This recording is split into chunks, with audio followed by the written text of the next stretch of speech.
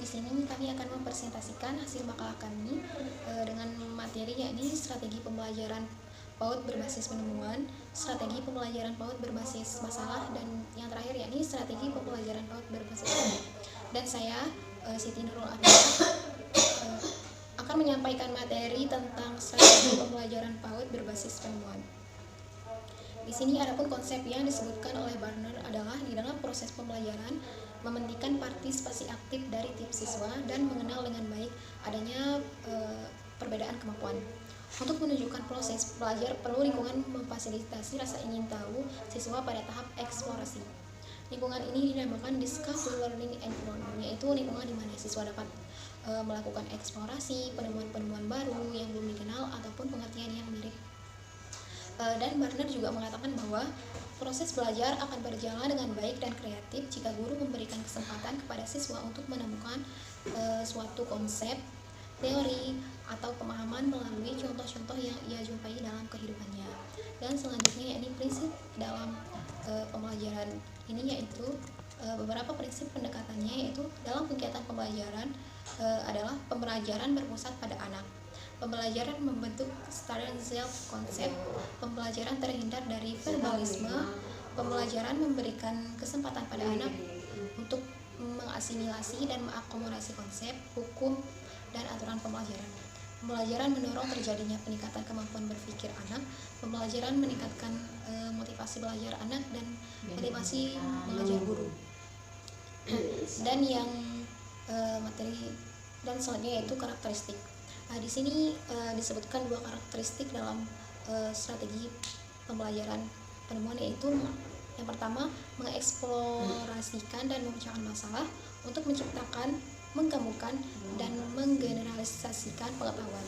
Dan yang kedua yakni kegiatan untuk menggabungkan pengetahuan baru dan pengetahuan yang sudah ada. Dan selanjutnya yaitu implementasi strategi pembelajaran berbasis penemuan. Implementasi kurikulum 2013 disebutkan adalah proses pembelajaran yang dirancang sedemikian rupa agar anak dididik secara aktif mengkonstruk konsep, hukum, atau prinsip melalui tahap-tahapan mengamati, merumuskan masalah, mengajukan atau merumuskan hipotesis, mengumpulkan data dengan berbagai teknik, menganalisis data, menarik kesimpulan, dan mengakomodasi konsep, hukum, dan atau prinsip yang ditemukan. Pendekatan ini juga dimaksudkan untuk memberikan pemahaman kepada anak dalam mengenal, memahami berbagai materi menggunakan pendekatan ilmiah, bahwa informasi berasal dari mana saja, kapan saja, dan tidak bergantung pada informasi searah dari guru. Mungkin itu saja yang bisa saya sampaikan. Selanjutnya materi yang akan disampaikan oleh saudari dari kelompok. Assalamualaikum warahmatullahi wabarakatuh. Nama saya Nahwa Nopiana dari kelompok 7. Baik, di sini saya akan melanjutkan presentasi dari saudari Apipah, yaitu masih dalam materi bagian A, yaitu peran guru dalam pembelajaran. Peran guru yang dimaksud dalam pembelajaran adalah mengarahkan peserta didik mengenai tujuan pembelajaran dan memberikan pengetahuan awal melalui media dan melalui berbagai media tentang interaksi antara manusia dan lingkungan. Kemudian di sini adapun yaitu keuntungan strategi dalam pembelajaran. Di sini saya hanya menyebutkan dua contoh saja, yaitu pertama, menimbulkan rasa senang pada siswa, mengarah kegiatan belajarnya sendiri dengan melibatkan akal dan motivasi sendiri. Kedua yaitu mendorong siswa berpikir intuisi. Intuisi di sini artinya yaitu akal. Baik, di sini saya melanjutkan materi bagian B, yaitu strategi pembelajaran berbasis masalah. Adapun konsep dan prinsipnya. Di sini terdapat konsep dan prinsipnya. Pertama yaitu konsep yaitu pembelajaran berbasis masalah adalah rangkaian aktivitas pembelajaran yang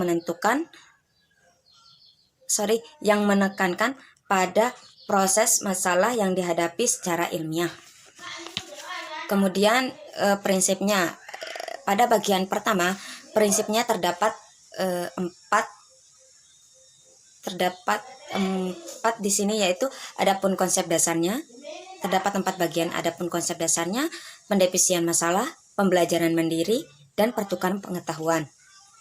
Kemudian pada bagian kedua yaitu karakteristik, pada bagian ketiga yaitu implementasi, pada bagian keempat yaitu asesmen dan evaluasi dalam pembelajaran berbasis masalah, kelima yaitu peran guru. Di sini ada beberapa peran guru.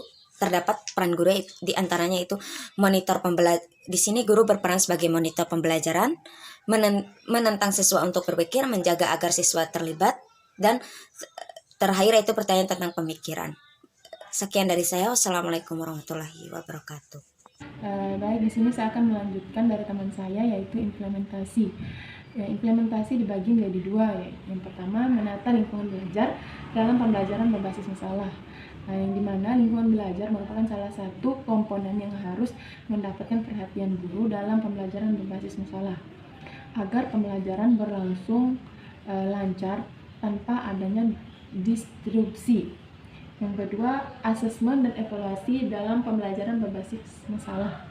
Pada dasarnya, sistem evaluasi pada pembelajaran dengan menggunakan strategi lainnya dan diterapkan pada pembelajaran berbasis masalah, yaitu harus disadari adalah bahwa evaluasi yang digunakan harus sesuai dengan tujuan yang ingin dicapai. Artinya, evaluasi harus dapat mengukur apa yang menjadikan indikator keberhasilan belajar.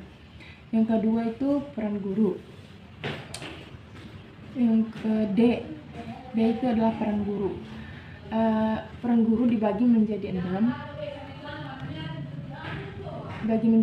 Yang pertama itu bertanya tentang pemikiran.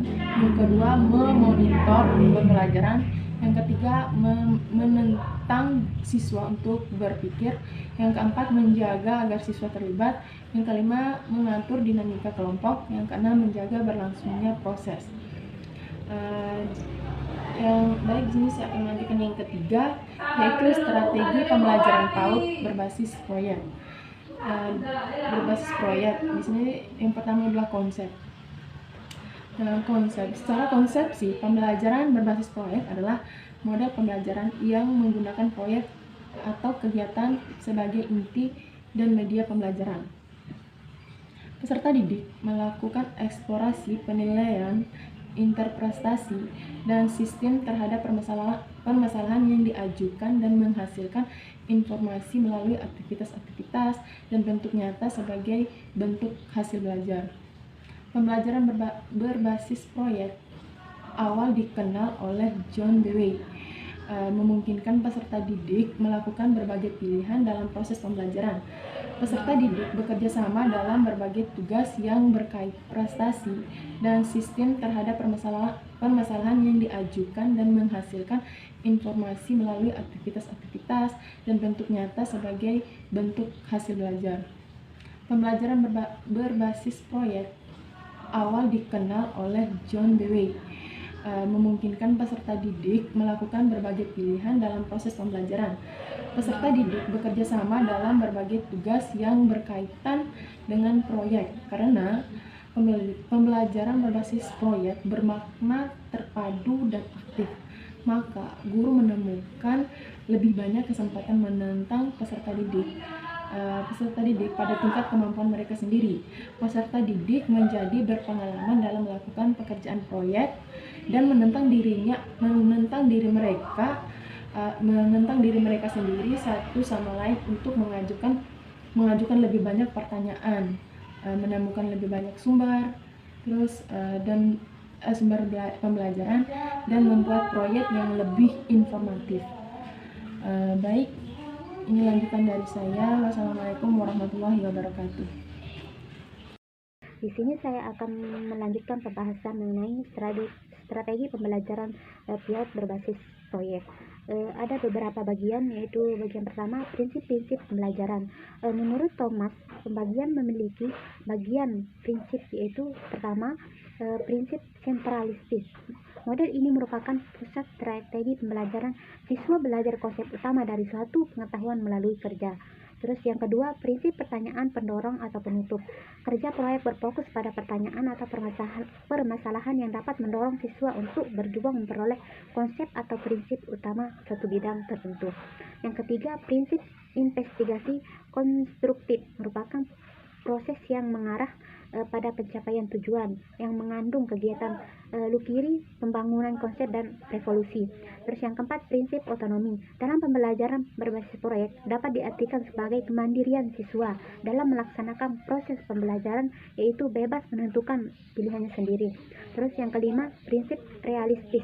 Proyek merupakan sesuatu yang nyata, seperti contohnya sekolah. Proyek harus memberi perasaan yang realistis kepada siswa, termasuk dalam pemilihan topik, tugas, dan peran konteks kerja. Bagian kedua, karakteristik pembelajaran berbasis proyek itu ada beberapa. Seperti itu, pertama, siswa membuat keputusan. Yang kedua, terdapat masalah yang pemecahannya tidak ditentukan sebelumnya. Siswa merancang proses untuk mencapai hasil. Terus siswa bertanggung jawab. Terus bagian C, implementasi strategi pembelajaran berbasis proyek, ada 3, yaitu pertama, pembelajaran proyek total untuk anak usia dini. Yang kedua, pembelajaran proyek spesial atau bagan untuk anak usia dini. Terus yang ketiga, pembelajaran proyek okasional. Terus bagian peran guru yang pertama itu mengajak kelompok, mengajar kelompok, maksudnya membentuk suatu kelompok dan mengajarkan materi apa yang akan dibahas. Terus yang kedua, memberikan materi kepada siswa. Terus yang ketiga itu berdiskusi bagaimana hasil materi tersebut, apa yang akan dilakukan, apa yang akan dibahas. Terus yang keempat itu menjaga kelompok supaya tetap kompak, rukun. Terus yang keenam, membimbing proses pembelajaran supaya lebih baik, lebih bagus lagi. Terus bagian keuntungan strategi pembelajaran. Keuntungan strategi pembelajaran itu ada, yang pertama itu meningkatkan motivasi belajar siswa supaya lebih ideal, lebih bagus. Dan yang kedua itu meningkatkan kemampuan pemecahan masalah. Jika ada masalah, kita seperti membagi bagaimana cara menyelesaikan masalah tersebut. Terus yang ketiga itu mampu kerja kelompok. Terus yang keempat, mampu mempraktikkan keterampilan yang dimiliki oleh siswa. Hanya itu saja yang bisa saya sampaikan. Kurang lebihnya terima kasih. Assalamualaikum warahmatullahi wabarakatuh.